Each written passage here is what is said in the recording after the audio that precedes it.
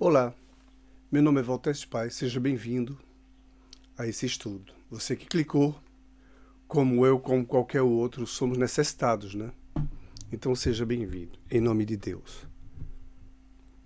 Nós vamos estudar hoje um parágrafo. Vai ser rápido, muito rápido.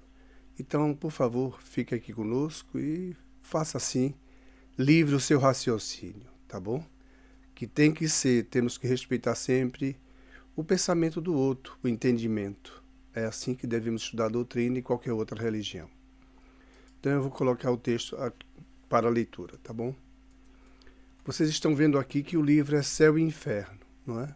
O livro da codificação. Você pode encontrar nesse site Kardecpedia, ou se você já o tiver, pode abrir no capítulo 6º, Doutrina das Penas Eternas, e aqui nós estamos vendo que a doutrina das penas eternas está ultrapassada. O número 23. Vamos ver esse parágrafo e os outros dois vamos falar em próximo vídeo, tá? Logo em seguida, depois desse. Lógico, né? Em seguida. Então, vamos à leitura. Número 23. A crença é um ato do entendimento.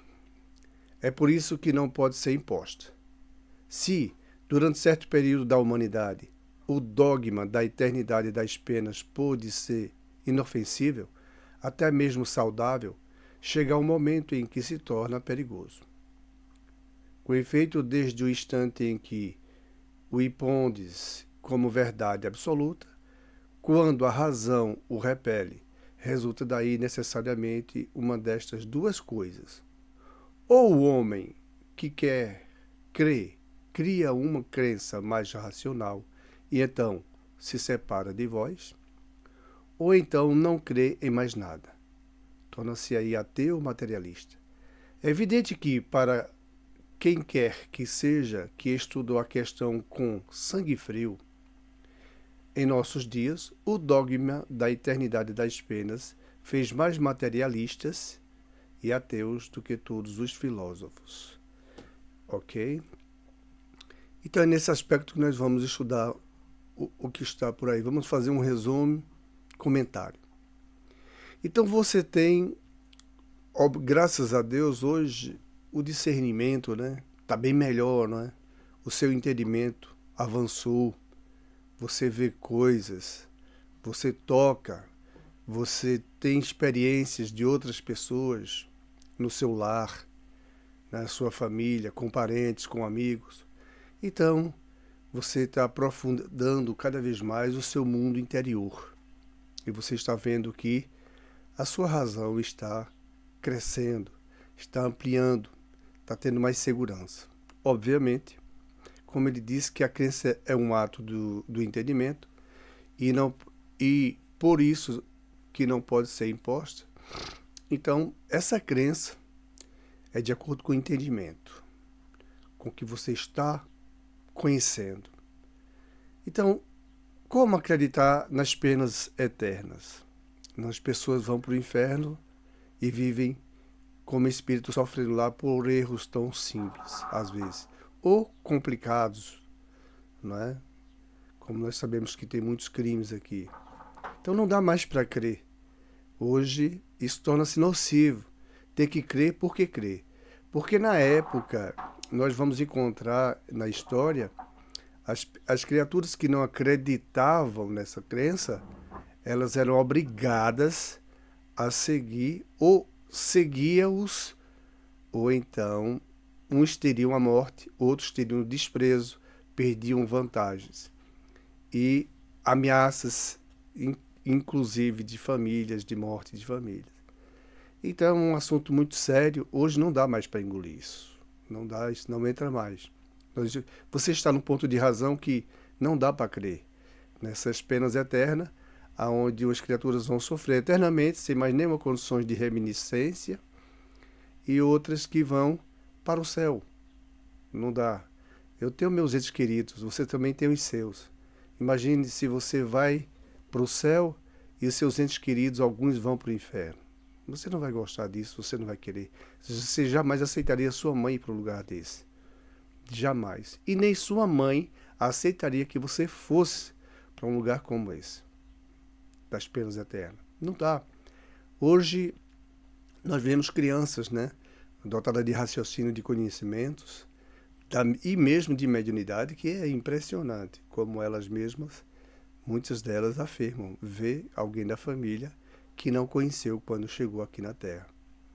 E que está vendo vovô, titia, vovó, bisavó, não sabe, mas está falando que está falando e está vendo.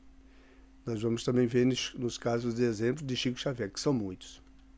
Então, raciocine, penetre dentro de você e procure entender. Quando você não passa mais a crer numa crença dessa, de penas eternas, então você não aceita mais aquilo. Você aceita outro conhecimento, talvez outra religião, não é?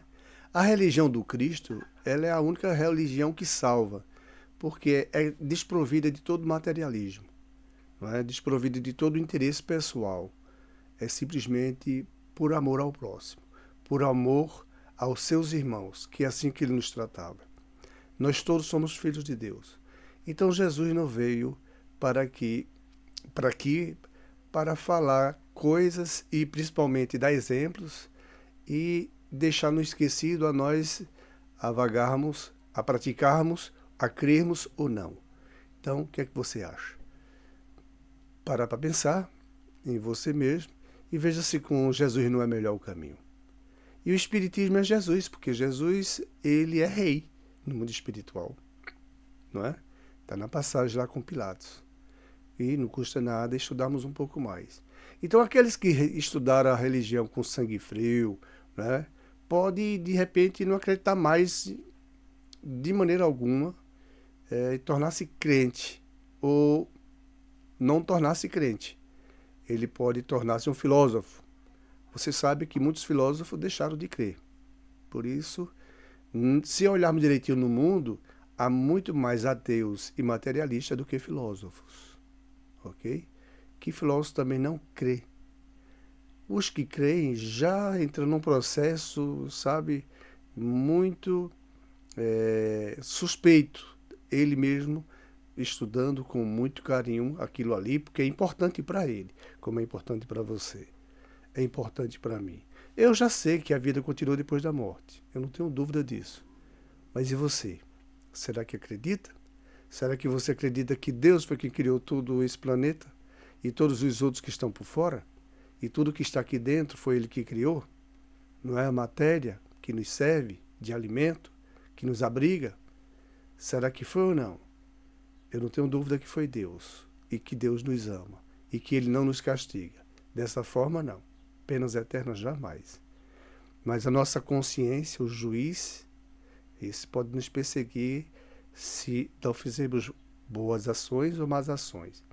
Se não fizermos boas, ele nos persegue, que é o juízo, não é? Que temos cada um de nós na nossa mente. Faz parte de nós. E se for de bom, nós vamos estar de boa, muito bem e maravilhoso. Então, para pensar e verifica se não vale a pena estudar a doutrina dos Espíritos e aí você dá passos largos, tranquilos, com Jesus.